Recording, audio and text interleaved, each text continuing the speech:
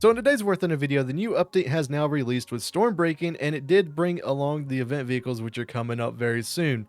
Now, I do want to preface this with something. As far as I know now, with the Warthunder wiki, the new wiki that they introduced, you're no longer going to be able to use Wikipedia links to see unreleased vehicles. So this is why this video is coming out right now, because, well, I think it's important for a lot of people to know what they're getting into.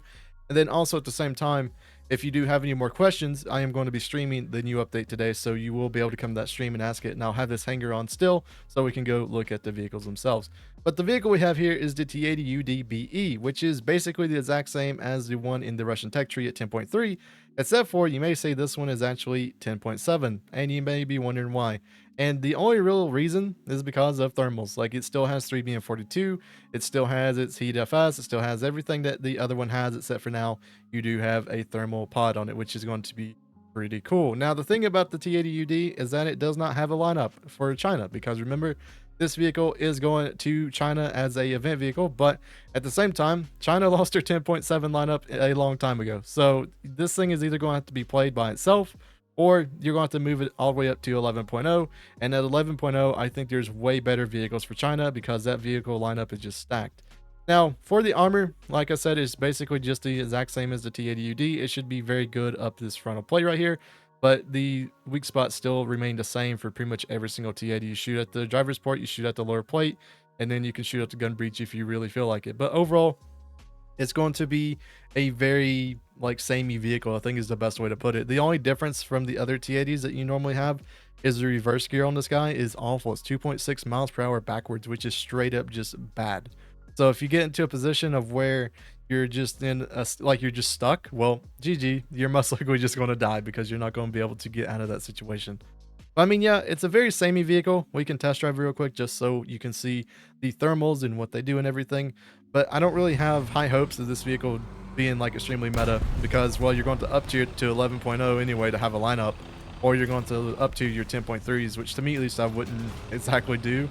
But yeah, it does have thermals. I mean, as you can see right there, they're pretty clear. Like, I don't really know exactly what generation thermals these are, but at the same time, I mean, they're usable. I mean, it doesn't seem like it's going to be that bad, but look at this. This is what is going to be the killer of the T80UD, and it's the one that's a killer at 10.3. So a big question, I guess, is like, do you value thermals enough to have a higher battle rating, or would it be better to just like sell this vehicle, and whenever the Warthunder sales come up, actually get the T80UD and use it to grind the Russian tech tree? In my opinion, that 10.3 lineup for Russia is just going to be way better than this vehicle ever will. And to me, at least, there's not really a reason that China needs a T80. But at the same time, maybe somebody will enjoy it. So let's get on to the next vehicle, which is going to be the Kfir. So now we're looking at the Kfir, which is probably the vehicle that you guys are going to grind out through this event. And to be honest with you, it looks actually pretty cool. Now, the thing about the Kfir is that it's going to be at a battle rating of 13.0, and also going to be a battle rating of 12.7 in ground. This is also coming in for Colombia, and it's going to be an Israeli top tier event vehicle. Now, the thing about the Kfir C10 is the radar is supposed to be an ASA radar, but as we can see right here, it does not appear to be anything right now. We can't hover over it and see what it is. If you do want to see what the RWR and all that sort of stuff is, there you go. And then also here is all the armaments that you'll be able to see. It comes in with Python 3s, and then also the Derby missile, which should be pretty good. And then it should get access to paved ways and a ton of pretty much just cast ordnance that you'll be able to drop on bases and also drop on tanks, which will also be pretty cool. There's no user skin for it yet, or at least like a camouflage, so can't really see that. If you want to see the engine, there you go. There's the engine itself, and let's just test fly it and see how this vehicle performs. So yeah, as of right now, at least the vehicle itself looks very nice. I do like the design of the Kfir C10. It looks pretty amazing. If you do want to see the cockpit, here you go. It also has a HMD, which is going to be very useful for it. The HUD itself is also pretty nice. It does seem like it's just a typical Kfir, and if you played these things before, it's going to be very similar. We can turn the radar on, so if we turn it on, this is what it is, and it's basically, it feels like very similar to what we currently already have with other vehicles. I'm not really sure how the ASA radar is going to perform in a vehicle like this, but it is basically the same. It has a tank. If you want to drop it off, you can, but overall, it's basically just a Kfir. It's going to be a very quick vehicle, while also at the same time it gets access to the Derby, which means that you should be able to do some amazing shots at least like 13.0. So as of right now, from the vehicle itself, you're able to bring in 4 Derby missiles, but you will not be able to bring in any of the Pythons. So that's a little bit of a problem with it. But at the same time, I mean, It's going to be pretty good. I wouldn't ever say it's a meta vehicle, but it's just going to be kind of fun to play. You also do get the Aidens or whatever they're called for Israel as well. Not the best cannons at this battle rating. I would definitely prefer Vulcans. But at the same time, it's just a pretty neat little looking vehicle. As you can see, even the radars in there. That just looks pretty cool. You're able to like track and everything. But yeah, hopefully you guys enjoy this, and let's get on to the next vehicle, which will be for France, which is the MB. All right, so the next vehicle we have here is the MB151C1, which is basically your hangar sitter. This basically is all this vehicle is. No one is really going to ever use this vehicle because it's a rank 1, it's about rating 1.7, and it only comes in with 4 7.5 millimeter cannons, or well, not cannons, but MGs. So yeah, this thing is not really that exciting, I believe, for most people. I mean, if you're very excited in this vehicle, congratulations. It might be your most favorite vehicle ever. But at the same time, I mean, it doesn't get any ground, doesn't get pretty much anything other than your 7.5s. So yeah, I mean, like, it's cool to have a little unique premium in a way.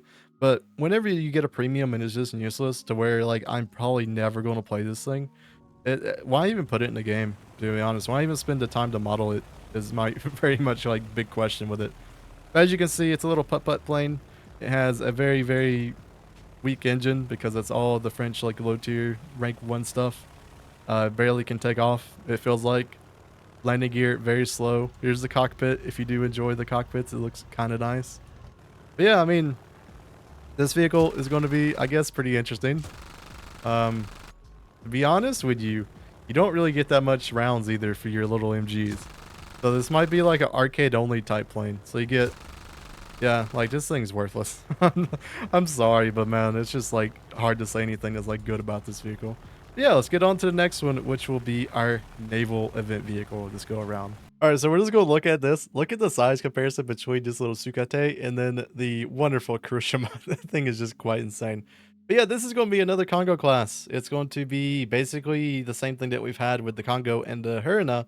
But this go around, it's going to be, well, I guess a little bit less AA armaments is the best way to put it. So it's going to be very, very similar to what we've already seen within the game when it comes to battleships and whenever it comes to Japan. But I mean, I guess the question around this vehicle is like, when do you, like, when's enough? Like, how many 7.0 Japan battleships do they have now?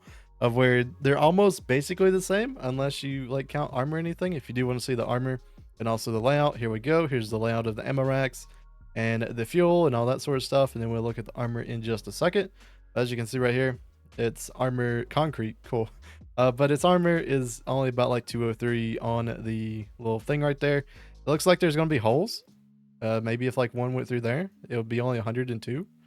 Yeah, as you can see, it looks definitely like a battleship. It probably breathes like a battleship. It probably even will shoot like a battleship. But it doesn't really have a ton of AA ordnance compared to the other ones, which is pretty interesting. So yeah, I mean, here's the modifications.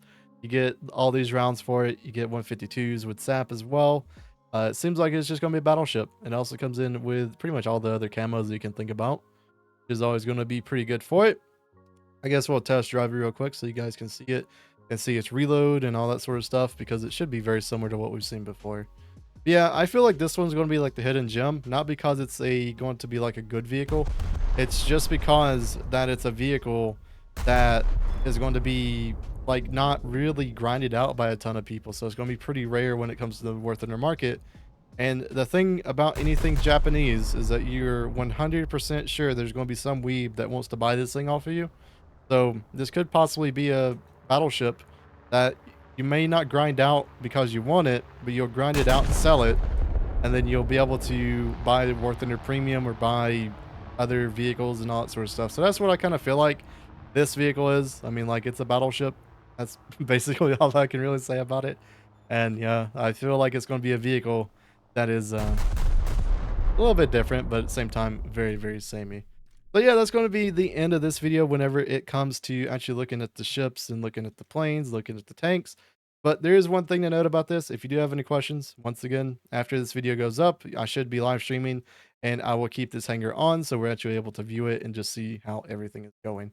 Once again, though, this vehicle, the T80UD, is coming in at a very weird position. It's 10.7.